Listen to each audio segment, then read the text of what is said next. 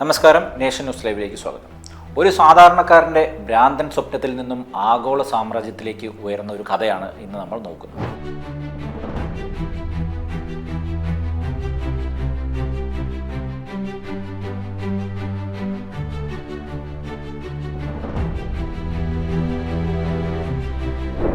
നൂറ് പേർ, വിജനമായ ഒരു ദ്വീപ്, ഒരാൾ മാത്രം അതിജീവിക്കുന്നത് വരെയുള്ള പോരാട്ടം. ഇന്ന് ലോകമെമ്പാടുമുള്ള കോടിക്കണക്കിന് ആളുകളെ ആവേശത്തിൻ്റെ കൊടുമുടിയിലേക്ക് എത്തിച്ച ഈ ഗെയിം അഥവാ പബ്ജി എന്ന ഗെയിമിനെ കുറിച്ചാണ് നമ്മൾ സംസാരിക്കുന്നത്. ഈ ഗെയിമിൻ്റെ പിറവി ഒരു ലബോറട്ടറിയിലോ വലിയ ബിസിനസ് മീറ്റിങ്ങിലോ ആയിരുന്നില്ല, മറിച്ച് ബ്രണ്ടൻ ഗ്രീൻ എന്ന സാധാരണക്കാരൻ്റെ തലയിലായിരുന്നു ആ വിത്ത് പാകിയത്.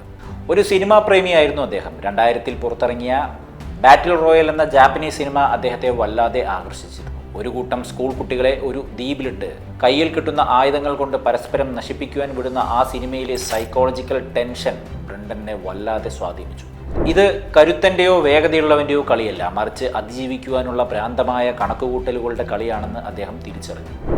സ്വന്തമായി ഒരു ഗെയിം നിർമ്മിക്കുവാനായി പണമോ വലിയ ടീമോ ഇല്ലാതിരുന്ന ബ്രണ്ടൻ ഒരു മോഡറായി മാറി. നിലവിലുള്ള ഗെയിമുകളിൽ മാറ്റങ്ങൾ വരുത്തിക്കൊണ്ട് അദ്ദേഹം പരീക്ഷണങ്ങൾ തുടങ്ങി. ഡെയ്സ് എന്ന ഗെയിമിൽ തൻ്റെ ബാറ്റിൽ റോയൽ നിയമങ്ങൾ കൊണ്ടുവന്നപ്പോൾ ആളുകൾക്കത് വല്ലാതെ ഇഷ്ടപ്പെട്ടു. പ്ലെയർ അൺനോൺ എന്ന പേരിൽ അദ്ദേഹം സാവധാനം പ്രശസ്തനായി. സോണി ഓൺലൈൻ എൻ്റർടൈൻമെൻറ്റ്സും പിന്നീട് ഡേ ബ്രേക്കിംഗ് ഗെയിംസും അദ്ദേഹത്തിൻ്റെ ഐഡിയകൾ ഉപയോഗപ്പെടുത്തി. H1C1 കിങ് ഓഫ് കിൽ എന്ന മോഡ് അദ്ദേഹം നിർമ്മിച്ചു. ഇത് വലിയ വിജയമായതോടുകൂടി ബ്രണ്ടൻ്റെ ഐഡിയയ്ക്ക് വലിയ കച്ചവട സാധ്യതയുണ്ടെന്ന് ലോകം മനസ്സിലാക്കി. പക്ഷേ തൻ്റെ പൂർണ്ണമായ ദർശനത്തിൽ ഒരു ഗെയിം നിർമ്മിക്കണമെന്ന ആഗ്രഹം ബ്രണ്ടനിൽ ബാക്കിയായിരുന്നു.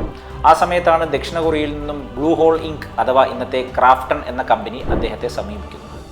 ചാങ് ബ്യൂങ് ഗു എന്ന ഓണ്ടർപ്രണറും കിങ് ചാങ് ഹാങ് എന്ന പ്രൊഡ്യൂസറും ബ്രണ്ടൻ്റെ ആശയത്തിൽ വിശ്വസിച്ചു.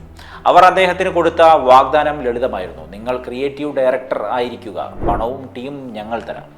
അങ്ങനെ 2017 മാർച്ചിൽ PUBG players unknown battle ground സ്റ്റീമിൽ റിലീസ് ചെയ്തു. ഏർലി ആക്സസ് എന്ന രീതിയിലാണ് ഇത് പുറത്തിറക്കിയത്. ബഗ്ഗുകളും പ്രശ്നങ്ങളും ഉണ്ടായിരുന്നിട്ടും കളിക്കാരുമായി നിരന്തരം സംവദിച്ച് ഗെയിം മെച്ചപ്പെടുത്തിയ രീതി ആളുകൾക്ക് വലിയ ഇഷ്ടമായി.